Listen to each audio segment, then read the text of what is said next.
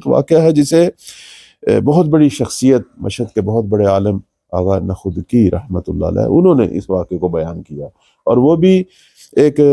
Isfahan کے ایک عالم بزرگوار جن کو شیخ حسن کہتے تھے، جو کہ صاحب مفاتی یعنی شیخ غلام باز قمی رحمۃ اللہ کے ہم اثر تھے۔ شیخ حسن بہت مشہور شخصیت ہیں اصفہان کی، ان کے حوالے سے واقعات بیان کرتے ہیں۔ کہتے ہیں کہ ایک دفعہ شیخ حسن جو ہیں وہ اصفہان سے میرے پاس آئے اور کہنے لگے کہ میری بڑی خواہش ہے کہ مولا کی خدمت میں پہنچوں، ان کی زیارت کروں، لیکن پتہ نہیں کیا وجہ ہے کہ یہ شرف زیارت مجھے حاصل نہیں ہو رہا۔ کہتے میں نے بھی اس کے لیے توسل کیا تو عالم رویا میں ان کو بتایا گیا کہ تیرے اندر ایک مشکل ہے، ایک گناہ ہے، ایک صفت رذیلہ ہے، جب تک اس کو ختم نہیں کرے گا، بلکہ میں اب اسے اپنی ہندی پاکستانی زبان میں کہوں کہ جب تک اس کو ختم نہیں کرے گا پاکوں کی محفل کے لائق نہیں ہوگا، امام کی خدمت میں نہیں پہنچ سکتا، پہلے اس کو ختم کر۔ البتہ میں کہوں گا کہ یہ تو ایک بہت بڑا جو ہے نا وہ ایک سمجھے اللہ تعالیٰ کی طرف سے ایک لطف ہوتا ہے کہ کسی انسان کو اس کی کوئی خاص صفت، اس لیے آپ دیکھیں حدیث ہے اذا اراد اللہ بعبد خیرا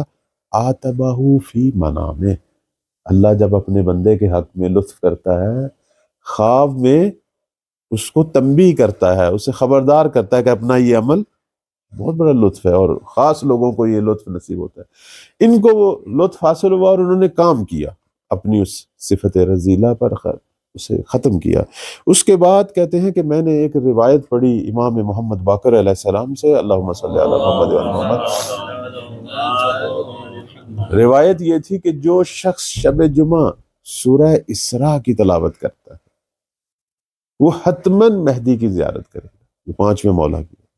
اور حتماً جو ہے وہ قائم کے ظہور میں ان کے اس قیام میں شرکت کرے گا، اگرچہ وہ دنیا سے بھی چلا جائے خدا اسے دوبارہ دنیا کی طرف پلٹائے گا۔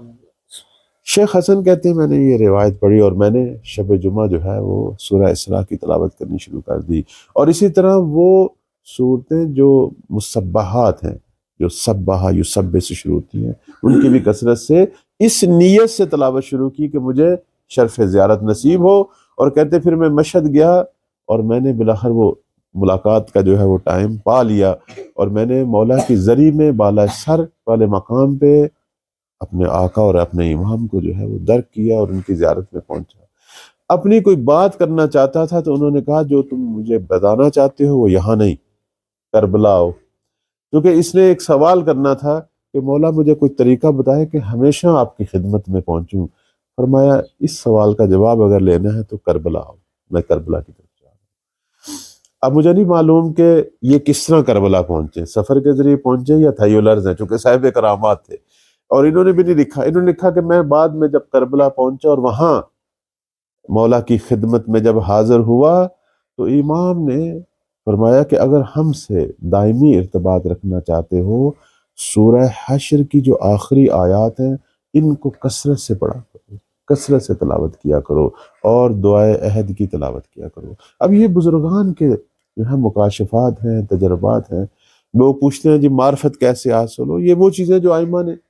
ان کے ذریعے تشرف سے ہمیں معلوم ہوئی۔ سورہ حشر کی جو آخری آیات ہیں اس کی تو بہت زیادہ تاکید ہے، بہت زیادہ تاکید ہے، بلکہ میں نے روایت میں پڑھا ہے کہ جو شخص یہ چاہتا ہے کہ شہید روز محشر اٹھے، شہداء میں اس کا نام ہو، سورہ حشر کی آخری آیات کی تلاوت کرے۔ جو شخص چاہتا ہے دنیا سے گناہوں سے پاک ہو کے اللہ کی بارگاہ میں پہنچے،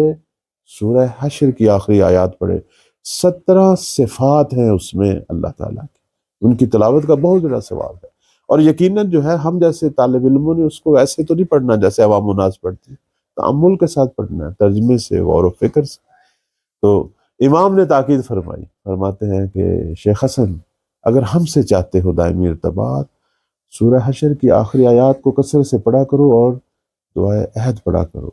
تو یہ ارتباط کیوں نہیں قائم ہو سکتا ہے۔